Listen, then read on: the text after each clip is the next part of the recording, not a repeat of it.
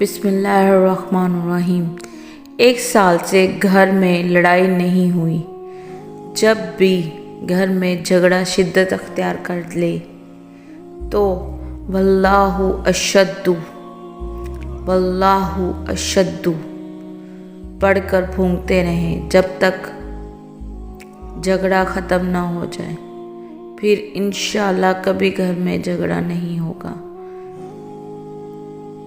दुआ में याद रखें, मेरे लिए भी दुआ करें। चैनल को सब्सक्राइब कर दें, शेयर कर दें, बेल को नोट कर दें, लाइक कर दें। अल्लाह हाफिज़।